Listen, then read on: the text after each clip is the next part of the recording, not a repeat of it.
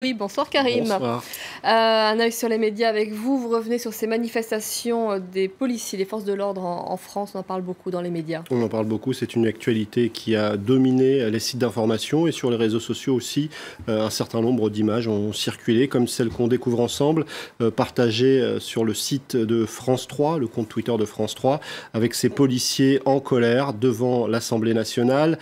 Un certain nombre d'entre eux étaient du côté de l'hôpital où est soigné leur collègue après l'attaque de Viry-Châtillon. Vincent, la police est avec toi, scandaient certains des policiers. Et puis cette image de ces policiers qui tournent le dos, mais sur leur dos, un certain nombre de revendications qu'ils expriment depuis un moment déjà, des réponses pénales plus fermes, la réforme de la légitime défense ou encore l'alignement des peines d'outrage aux forces de l'ordre à celles des magistrats. Du côté des citoyens, on a parfois manifesté aux côtés des policiers, c'est ce que raconte Nice Matin. Un millier de personnes a défilé pour la police du côté de Nice, une centaine de personnes au Puy-en-Velay. Alors c'était un moment important aujourd'hui puisque François Hollande a reçu les syndicats de police. Du côté de l'opinion, on expliquait que évidemment il fallait déminer rapidement cette situation. Jean-Dominique Merchet explique qu'il y avait une forme d'angoisse du côté du gouvernement de voir se reproduire ce qui s'est passé à Viry-Châtillon, donc il fallait répondre relativement vite aux demandes des policiers. Et les médias aujourd'hui, comme le site de France Inter, détaillaient le plan de François Hollande pour la police. Le compte Twitter du ministère de l'Intérieur également évoquait un certain nombre de mesures, notamment des mesures matérielles en ce qui concerne l'équipement, en ce qui concerne les locaux. Mais du côté des policiers, on demandait aussi de revoir ces tâches indues, notamment les gardes statiques devant les bâtiments. Là aussi, il va y avoir des avancées, peut-être l'appel à la sécurité privée. Et puis, ce qu'on a vu sur le dos d'un des policiers dans cette image tout à l'heure, eh bien, les sanctions pour délit d'outrage aux policiers et aux gendarmes seront alignées sur celles des magistrats. Ce n'est pas suffisant pour une partie de l'opposition. Un certain nombre de voix s'élevaient, comme par exemple celle de ce sénateur Les Républicains, Alain Houpert, qui considère que François Hollande a été trop long à la détente. Du côté d'un certain nombre de tweetos, on rappelait encore que Nicolas Sarkozy avait tout de même supprimé 13 000 policiers et que Hollande a créé 9 000 postes, ce qui n'a pas empêché la grogne. Et le contexte est évidemment fort différent avec l'état d'urgence. Et puis il y a cet appel lancé par un syndicaliste, Alexandre Langlois. On décrédibilise la colère de la police en nous traitant de fachos. Certains soulignent que le Front National est en première ligne pour critiquer le gouvernement. À Bayonne, par exemple, une centaine de policiers ont défilé avec une trentaine d'adhérents au Front National. Et puis il y a cet article de Libération à redécouvrir qui date de quelque temps déjà, de 2015, où plus de 50% des policiers et des militaires ont voté Front National. En 2012, ils étaient 30%.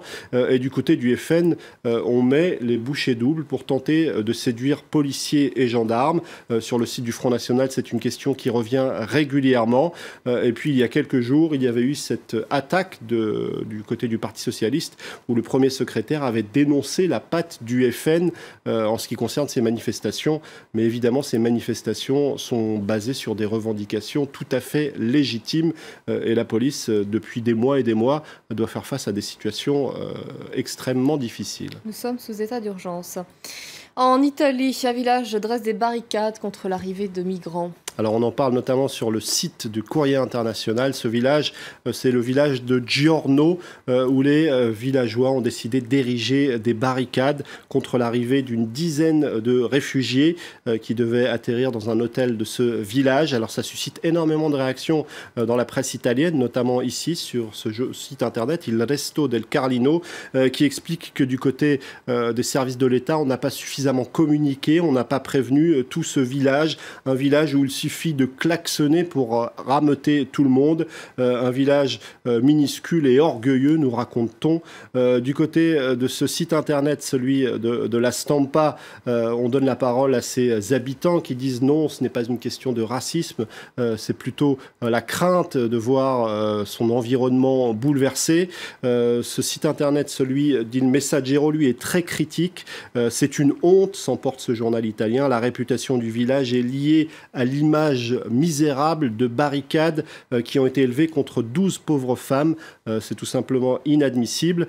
Du côté du ministère de l'Intérieur, on considère, ou plutôt du ministre de l'Intérieur, on considère que ce n'est pas ça l'Italie.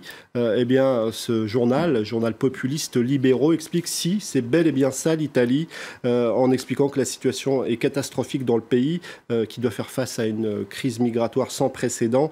Ce chiffre, 153 000 arrivées depuis le début de l'année, un record absolu. Et c'est vrai que la situation est compliquée en Italie. Le pays est en première ligne. Et du côté du Premier ministre italien, on sort même les gros bras en expliquant qu'on pourrait ne pas mettre un veto sur le budget de l'Union européenne si un certain nombre de pays ne viennent pas au secours de l'Italie. Je vous remercie beaucoup, Karim, pour votre chronique ce soir. Un œil sur les médias.